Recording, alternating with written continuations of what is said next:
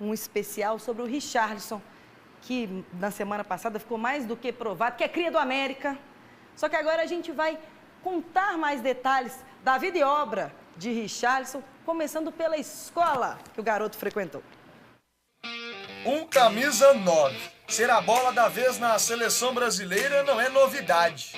Mas o gol que o Richarlison fez na estreia do Brasil na Copa do Mundo foi de encher os olhos e aumentar as expectativas para o hexacampeonato. A gente não é apenas sonhador, né? A gente tá sonhando com essa sexta estrela aí já faz tempo. Por falar em sonho, olha só essa entrevista exclusiva que o Richarlison deu ao Alterosa Sport quando ele jogava pelo América em 2015. Meu empresário já está vendo isso para mim e acredito que no final do ano já tenho a minha casa com meu pai. Ele conseguiu comprar essa casa. E se a gente está falando de história, nós viemos até a escola onde o Richarlison estudou no ensino médio, à noite, lá em 2014. Na Escola Estadual Geraldo Teixeira da Costa, no bairro Bom Jesus, em Santa Luzia. E essa sala foi a que o Richarlison estudou durante 3 meses. Ele era da turma do fundão. E em um vídeo que rodou nas redes sociais, mostra o jogador sentado, comemorando com os amigos quando passou de ano.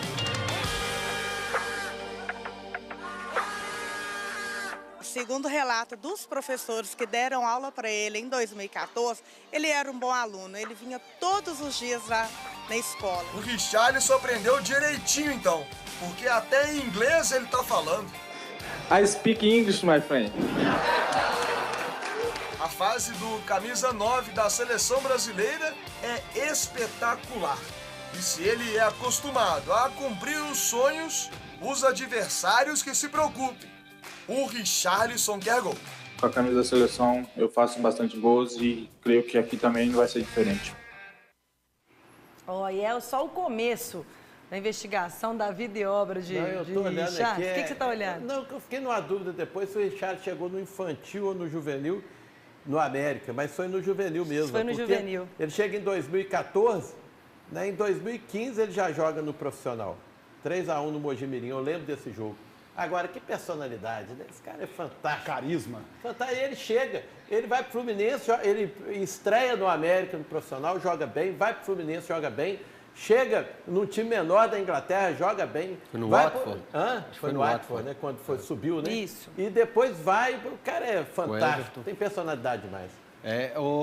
Bel, meus amigos me contaram, eu não tinha visto, que ele deu um depoimento no podcast uma vez que tentou a base do Galo e foi reprovado. Olha só. É aquele fenômeno da nossa base, né? Que já citei alguns casos aqui, como o Firmino, entre tantos outros que citam tentaram na base do Galo. E eu não sei o que acontece lá no Atlético. Desde a captação, que é sempre um longo prazo, né? Agora estão falando que estão investindo muito infantil para o futuro. Que, né, a gente não está vendo tantos valores no Sub-20 e no Sub-17 por causa disso. Estão começando lá no Sub-12, Sub-11 para o futuro.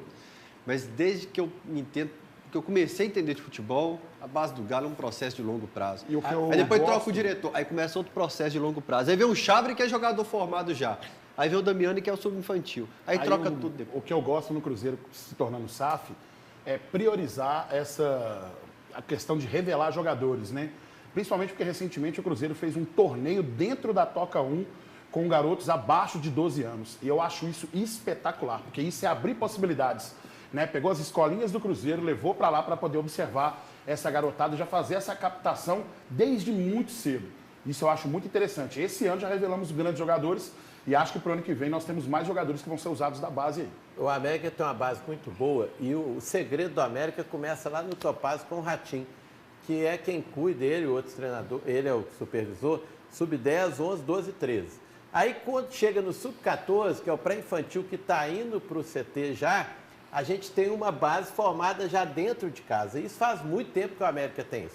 Agora, lá na frente, eu acho que eles têm pouco cuidado com os meninos, né? Como o Rodriguinho, como o Carlos Alberto, que foram pouco aproveitados e eu tenho certeza que poderiam jogar.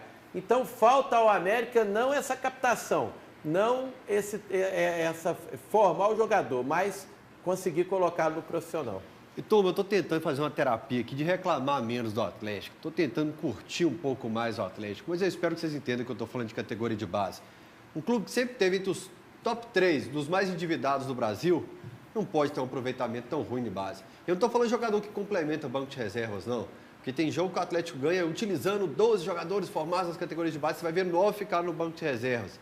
Um jogador que é aproveitado, que performa bem aqui e que é bem negociado, que depois continua sendo negociado para a gente pegar percentual. Isso falta demais para um clube tão endividado como o Galo. E uma estrutura fantástica.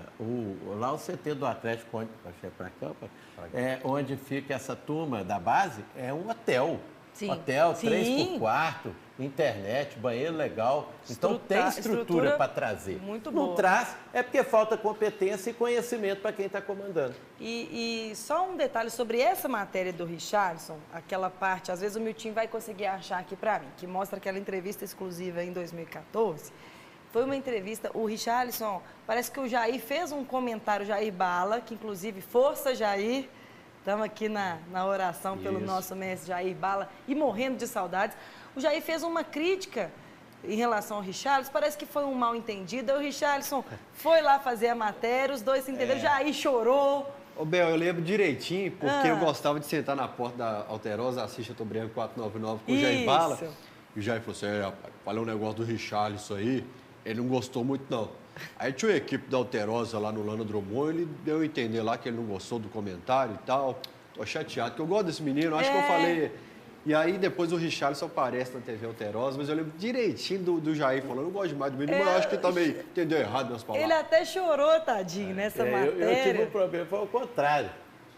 Uma vez, porque jogador gosta de ser muito elogiado. O Wagner, camisa 10, depois foi pro Cruzeiro, né? O grande jogador, craque de bola. Aí eu não sei lá, eu tinha feito um negócio, eu estava num bate-boca, assim, que eu critiquei ele reclamou de mim, aí eu critiquei de novo e tal. Aí Leopoldo Siqueira não gosta de uma confusão, né? Não gosta, Leopoldo Siqueira não gosta. Leopoldo Siqueira leva ele no Alterosa Sport, tá no estúdio antigo, e eu nem sabia. Aí cheguei lá e tal, aí foi um bate-boca no ar, ao vivo, sabe? Ele com a lista assim, de convocação da seleção brasileira.